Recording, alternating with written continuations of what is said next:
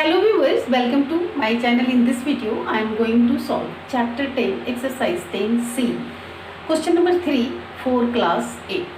In this exercise, all questions are given based on VAT and sale tax.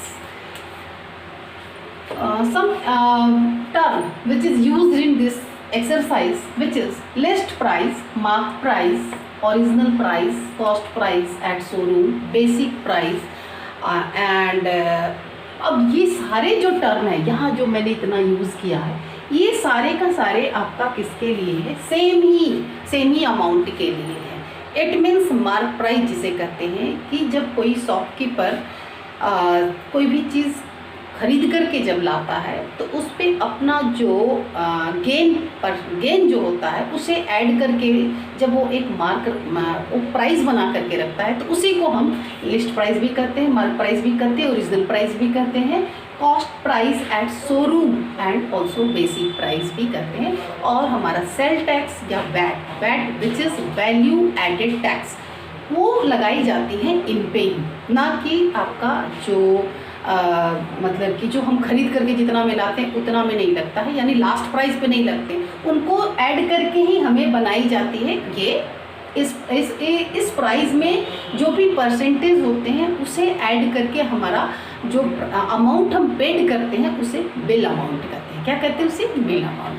और एक और extra चीज़ कि जो हम अगर सपोज दैट कस्टमर या तो वो चाहे बोले कि हमें डिस्काउंट चाहिए या तो फिर ऑफ़र दे शॉपकीपर कि उन्हें डिस्काउंट ऑफ़र देना है, तो वो डिस्काउंट इसी लिस्ट प्राइस पे देगा, ना कि आप जैसे कि आपका जब लास्ट में एंड में बिल बनेगा उसके ऊपर वो आपको डिस्काउंट नहीं देगा. डिस्काउंट वो अपने मार्क प्राइस पे देगा और फिर जो मार्क प्राइस डिस्काउंट देने के बाद जो अमाउंट आएंगे उस अमाउंट पे सेल टैक्स या फिर वैट लगाएगा. ओके, आई होप क्लियर हो गया होगा. Question, let's start question which is Tanvi bought a watch for ₹1980 including VAT at 10%. और यहाँ पे जो बोला जा रहा है यानी ये हमारा बिल अमाउंट हो गया.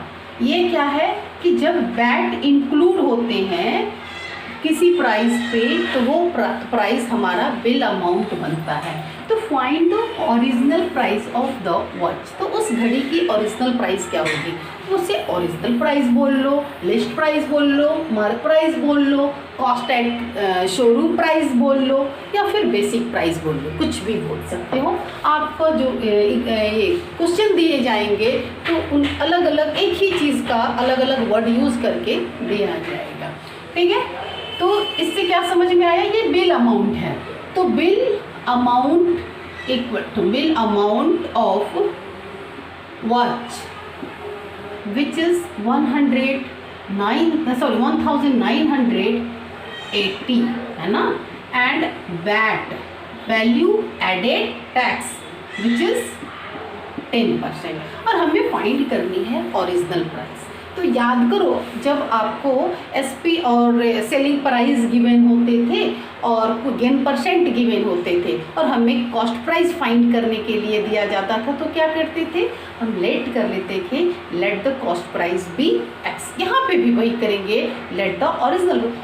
रीज़न क्या है कि जो भी वहाँ पे जो था हमारा बेसिक प्राइस यानी कि बेसिक प्राइस कॉस्ट प्राइस थे उसी पे गेन या लॉस परसेंट ऐड किए जाते हैं, ऐड या फिर माइनस किए जाते हैं. यहाँ पे हमारा जो अमाउंट है जो ओरिजिनल प्राइस है उस पे वैट या फिर सेल टैक्स ऐड किए जाते हैं. ओके, तो फिर यहाँ पे हमें find original price equal to है ना, तो let the original price, let original price of the watch be ₹x. हमने उसे लेट कर दिया कि उस वॉच की जो ओरिजिनल प्राइस होंगे वो ₹x होंगे. तो क्या हो जाएगा? हमारा बिल प्राइस दिया हुआ है तो बिल अमाउंट इक्वल टू क्या होता है? Original price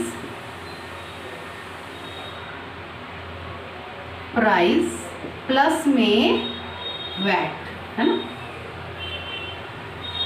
which is original price क्या है हमने माना x, एंड प्लस में x ये 10% of x, 10% of x which is x plus में 10 अपॉन में 100 मल्टीपल x, 10 जा ये आ गए 10। यहाँ एलसीएम हो जाएगा दोनों का 10 एंड ये से डायरेक्ट मल्टीपल हो जाएंगे 10x प्लस में x विच इज 11x। हाँ, अमाउंट यहाँ पे हमारे पास है, दैट्स वाई ऐड करते चले जाएंगे, तभी जो सॉल्यूशन है वो पॉसिबल है। एंड ये आ गया 11x अपॉन में 10। x की वैल्यू जब हमें फाइंड करनी होगी तो जो हमारा फ्रैक्शन वैल्यू वो रेसिप्रोकल हो जाएगा। Therefore x equal to 1980 multiple 10 upon में 11। अब 11 से ये कैंसिल हो जाएगा, 11 1 जा एंड देन 11 8 जा एंड ये 0। दोनों को मल्टीपल करेंगे तो 1800। अब हमें क्या पूछा जा रहा था, original price of watch, hence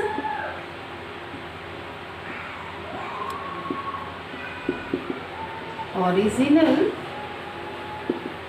price of watch equal to 1800 rupee, 1800। तो इस तरीका से हम फाइंड करेंगे किसी भी चीज़ का ओरिजिनल प्राइस यहाँ पे पूछा गया है।